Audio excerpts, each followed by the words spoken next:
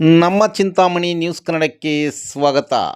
ಚಿಂತಾಮಣಿ ಹೊರವಲಯದ ಜೆಕೆ ಭವನದಲ್ಲಿ ಚಿಂತಾಮಣಿ ತಾಲೂಕಿನ ಕರ್ನಾಟಕ ಜನತಾದಳ ಜಾತ್ಯತೀತ ಕಾರ್ಯಕರ್ತರ ಸಭೆಯನ್ನು ಉದ್ದೇಶಿಸಿ ರಾಜ್ಯ ಜೆಡಿಎಸ್ ಕೋರ್ ಕಮಿಟಿ ಅಧ್ಯಕ್ಷರು, ಮಾಜಿ ವಿಧಾನಸಭಾ ಉಪಾಧ್ಯಕ್ಷರು, ಚಿಂತಾಮಣಿಯ ಮಾಜಿ ಶಾಸಕರಾದ ಜೆಕೆ ಕೃಷ್ಣಾರೆಡ್ಡಿರವರು ಮಾತನಾಡಿ, ಉನ್ನತ ಶಿಕ್ಷಣ ಸಚಿವರು ತಾಲೂಕಿನ ಜನರ ಹಿತದೃಷ್ಟಿಯಿಂದ ಅಭಿವೃದ್ಧಿ ಕೆಲಸಗಳು ಮಾಡುತ್ತಿಲ್ಲ.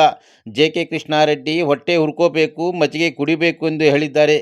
ಈ ಜೆಕೆ ಕೃಷ್ಣಾರೆಡ್ಡಿ ಇಲ್ಲ ಅಂತಿದ್ರೆ ನೀವು ಬೆಂಗಳೂರಿನಲ್ಲಿ ಮಲ್ಕೊಳ್ಳುತ್ತಿದ್ದರು ಎಂದು ಲೇವಡಿ ಮಾಡಿದರು.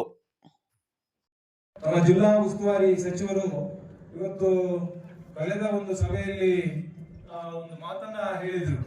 ನಾನು ಇವತ್ತು ಅಭಿವೃದ್ಧಿಯನ್ನ ಸಾಕಷ್ಟು ಅಭಿವೃದ್ಧಿ 1000 ಕೋಟಿ 1500 ಕೋಟಿ ಲೆಕ್ಕ ಇದ್ರೆ ಹೇಳ್ತಾ ಇದ್ದಾರೆ.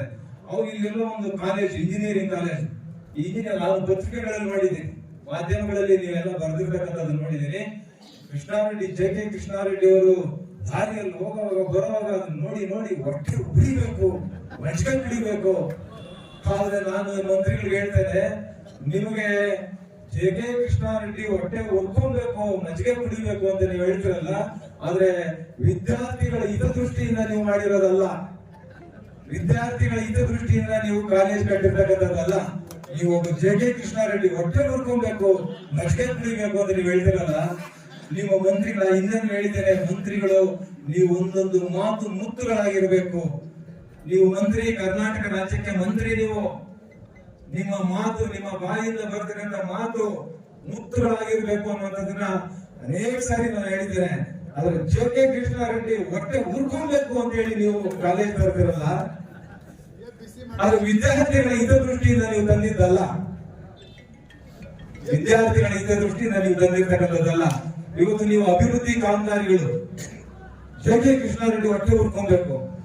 ನನಗೆ ಸಂತೋಷ ಇದೆ, ನನಗೆ ಬಹಳ ಖುಷಿ ಆಯ್ತು. ನಿಮ್ಮ ಪತ್ರಿಕೆಗಳಲ್ಲಿ ನಾನು ನೋಡಿ ಬಹಳ ಖುಷಿ ಆಯ್ತು. ಯಾಕೆ ಖುಷಿ ಆಯ್ತು ಗೊತ್ತಾ? ಒಬ್ಬ ಜೆಕೆ ಕೃಷ್ಣಾರೆಡ್ಡಿ ಇದಾನೆ ಅಂತ ಹೇಳಿ ಇಷ್ಟೆಲ್ಲ ಹಣ ಬರ್ತಾ ಇದೆಯಲ್ಲ, ಒಬ್ಬ ಜೆಕೆ ಕೃಷ್ಣಾರೆಡ್ಡಿ ಇಲ್ಲ ಅಂತಿದ್ರೆ ನೀವು ಬೆಂಗಳೂರಲ್ಲಿ ಮಲ್ಕೊಳ್ತಾ ಇದ್ರಿ. ಆ ಮಾತು ಹೇಳಿರೋದ್ರಿಂದ ನನಗೆ ಬೇಜಾರಿಲ್ಲ, ಬಹಳ ಖುಷಿ ಆಗ್ತಾ ಇದೆ.